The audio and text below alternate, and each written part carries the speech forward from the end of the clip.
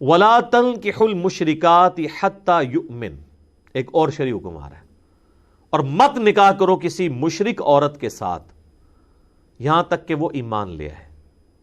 اب یہ مشرک وہ انڈیا پاکستان بنگلہ دیش والی نہیں ہے، یہاں تو سارے ایک فرقے بھی دوسروں کو مشرک کہہ رہے ہوتے ہیں۔ اس مشرک سے مراد بت پرست جو شرک جلی کرنے والے لوگ ہیں، کلمہ گو مشرک اس سے مراد نہیں ہے۔ جب تک وہ ایمان نہ لے آئے وہ عورت، اس وقت تک تم اس سے نکاح نہیں کر سکتے۔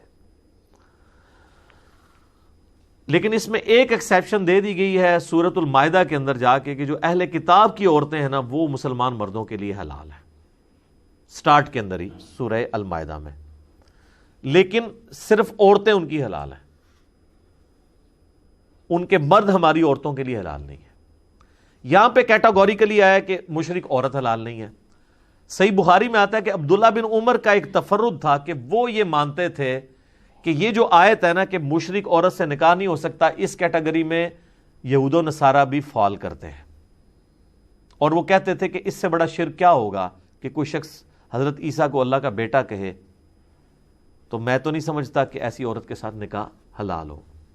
لیکن باقی سارے صحابہ کہتے تھے کہ اگر یہی کیٹیگرائزیشن اس اعتبار سے نہ کرنی ہوتی تو سورۃ المائدہ جو بالکل اینڈ میں نازل ہوئی اس میں کیوں اہل کتاب کی عورتوں کے ساتھ نکاح کی اجازت دی گئی ہے، جبکہ سورۃ المائدہ ہی میں سب سے زیادہ یہود و نصارہ کا شرک کھول کے بیان کیا گیا ہے، باقی کسی صورت میں نہیں ہے۔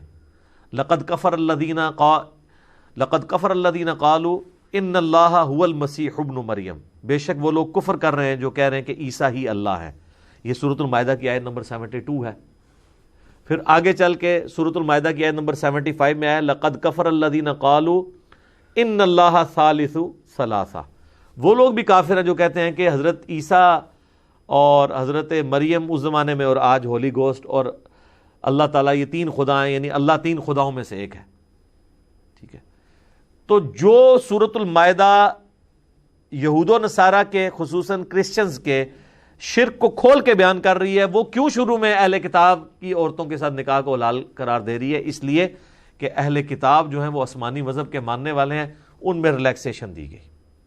تو صحابہ کرام نے عبداللہ بن عمر کا یہ انڈیویجول فتویٰ قبول نہیں کیا۔ اجماع صحابہ اسی پہ ہے کہ جو یہود و نصارہ کی عورتیں ہیں ان کے ساتھ نکاح حلال ہے۔ اب میرا ایک معصومانہ سوال ہے، کیا یہود و نصارہ کی عورت ہمارے مسلمان جو فرقے ہیں ان کی عورتوں سے بہتر ہے؟ یہود و نصارہ کی جو عورتیں ہیں وہ تو نبی علیہ السلام کو سرے سے پیغمبر ہی نہیں ماننی، یہ صحیح ہے نا؟ اور ہمارے مسلمان فرقوں کی عورتیں نبی علیہ السلام کو پیغمبر مان رہی ہیں، ان کے لیے جان دینے کے لیے تیار ہیں۔ رہا شرک، تو یہود و نصارہ کی عورتوں کا شرک زیادہ جلی ہے مسلمان عورتوں سے، اس اعتبار سے کہ مسلمان عورتوں میں اگر کہیں پہ شرک پایا جاتا ہے تو وہ شرک جلی نہیں، خدا کی ذات میں کسی کو وہ شریک نہیں کرتی۔ وہ یہ نہیں کہتی کہ نبی صلی اللہ علیہ وسلم اللہ کے بیٹے ہیں، نعوذ باللہ، یا نبی علیہ السلام کی عبادت بھی ہو سکتی ہے، آپ کو سجدہ بھی ہو سکتا ہے، یہ کوئی تھکڑ سے تھکڑ مسلمان بھی آپ کو نہیں کہے گا۔ لیکن اس کے اگینسٹ جو جیزس کرائسٹ کے نام کے اوپر انہوں نے ہنگامہ کھڑا کیا ہے، حضرت عیسیٰ کا تو کوئی قصور نہیں ہے، وہ تو شرک جلی ان کے اندر پایا جاتا ہے۔ تو اگر آپ ریشو پروپورشن میں اس کو پلڑا دیکھیں تو مسلمان عورتوں کا بہرحال بھاری ہے، بلکہ بھاری کہنا بھی ایک طرح کی زیادتی ہے، بہت بھاری ہے، کوئی کمپیریزن ہی نہیں ہے۔ لیکن آپ یہاں پہ دیکھ لیں یہ ایک دوسرے کے فرقوں کے ساتھ نکاح کرنے کو حلال نہیں سمجھتے۔ یہ آپ مجھے کہیں گے کہ پریکٹیکلی ایک بریلوی کا دیوبندی سے ہوا ہے یا ایک بریلوی کا اہل حدیث سے ہو گیا، اہل حدیث کا دیوبندی سے، وہ ضرور ہوا ہے، لیکن شرعی فتویٰ آپ اگر لے کے دیں نا تو نہیں دیں گے۔ اسی تو آئے دن آپ دیکھتے ہیں سوال آ رہا ہوتا ہے سنی شیعہ کا نکاح ہو جاتا ہے، یہ کیوں سوال پیدا ہوتا ہے؟ اسی لیے پیدا ہو رہا ہوتا ہے، وہ نکاح جائز نہیں سمجھتے۔ اچھا میں آپ کو بتاؤں یہ سارے معاملات ان 100 سالوں کے، اگر آپ پرانے بزرگوں کو پڑھیں نا، سید نصیر حسین دہلوی رحمہ اللہ تعالی، جو یعنی اہل حدیث کی آپ سمجھ لیں کہ ماں ہے سب کانٹیننٹ کے اندر ہے اس اعتبار سے، ان سے بڑا کوئی عالم نہیں۔ جس طرح احمد بریلوی صاحب بریلویوں کے لیے ہے نا، اور اشرف علی تھانوی صاحب یا قاسم نوتوی صاحب دیوبندیوں کے لیے، اہل حدیث کے لیے جو سب کانٹیننٹ میں سب سے بڑے بزرگ ہیں سید نصیر حسین دہلوی ہیں۔ اس وقت جتنے بڑے بڑے علماء ہیں نا، سارے یا ان کے شاگردوں کے شاگردوں کے شاگرد ہیں یا ان کے شاگردوں کے شاگرد ہیں۔ ان کے باقاعدہ فتاویٰ موجود ہیں کہ سنی شیعہ کا نکاح درست ہے،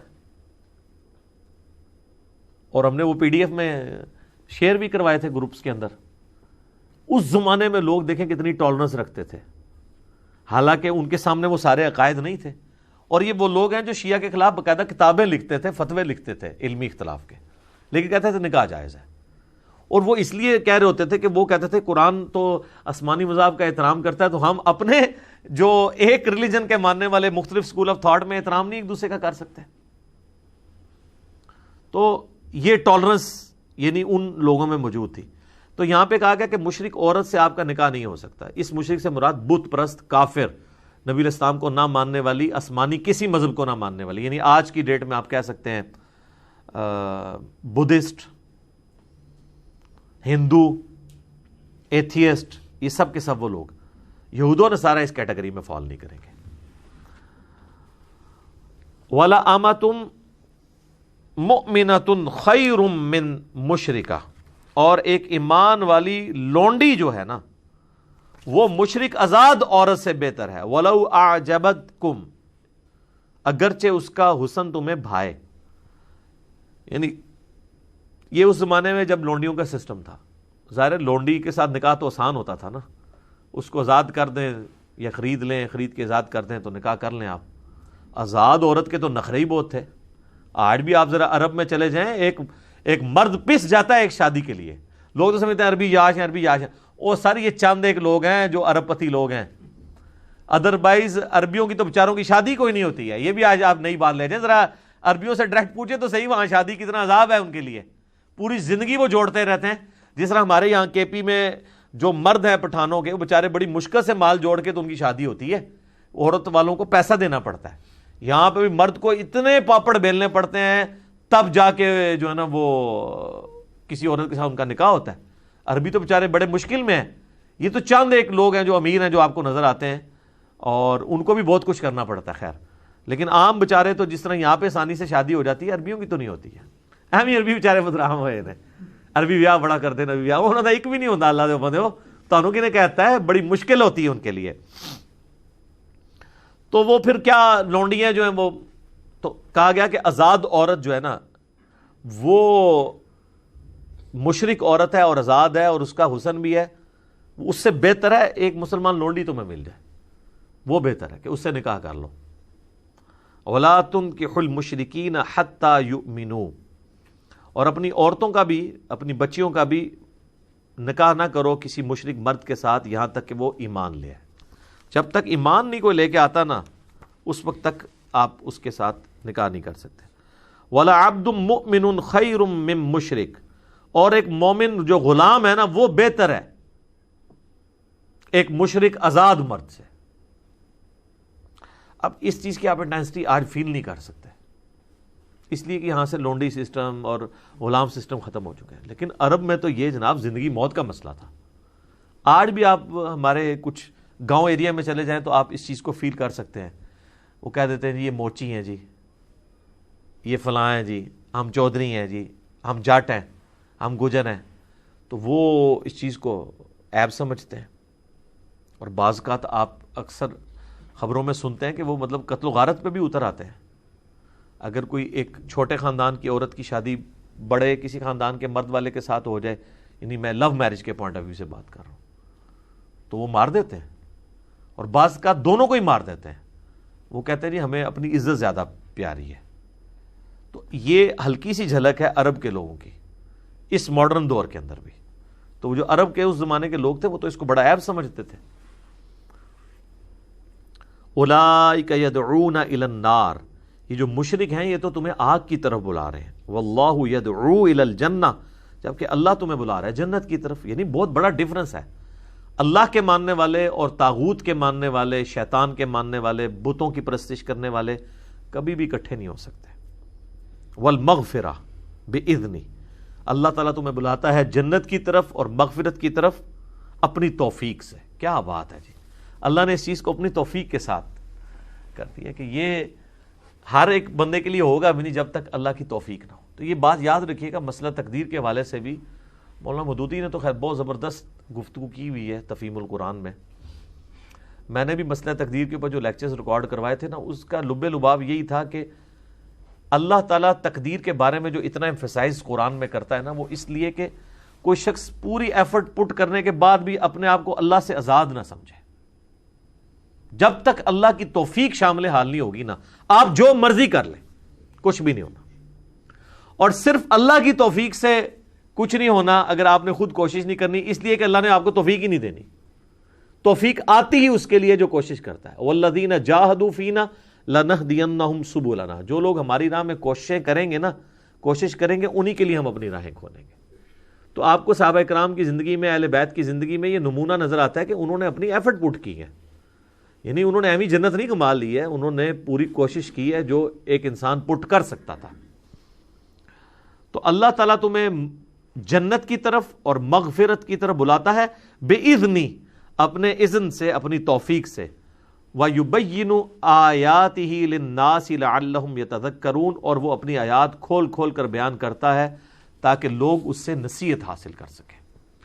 یہ کھول کھول کے بعد اس لیے یہ لفظ بولا جاتا ہے. جب دیکھیں اب یہ بار بار یہ لفظ ریپیٹ ہو رہا ہے کہ کوئی شخص یہ نہ کہ یہ کس قسم کی، یعنی جو ہے وہ نعوذ باللہ کوئی سیکسی قسم کی گفتگو ہو رہی ہے.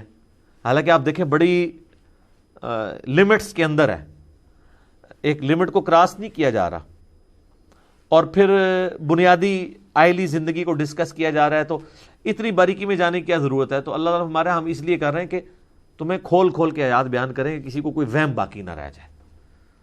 تو یہ ایک اچھے استاد کی علامت ہوتی ہے کہ وہ جو ہے وہ 5 منٹ کا کلپ نہیں بناتا بلکہ 50 منٹ کی پوری گفتگو سمجھاتا ہے.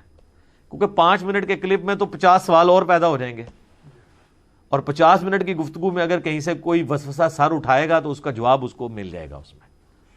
تو اچھا، فلم لوگ پوری دیکھتے ہیں، اگر کسی فلم کا کوئی کلپ شیئر کروا دینا، کہتے ہیں پورا لنک بھیجو.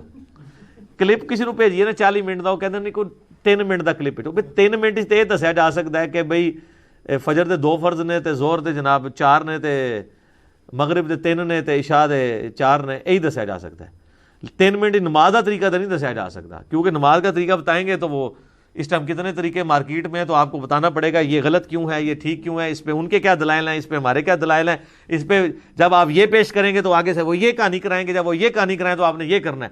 تو اس کے لیے بھی رفع دین کا لیکچر جناب 2 گھنٹہ اور 11 منٹ کا ہی ہوگا نا. وہ 11 سیکنڈ کی ویڈیو تو نہیں ہو سکتی.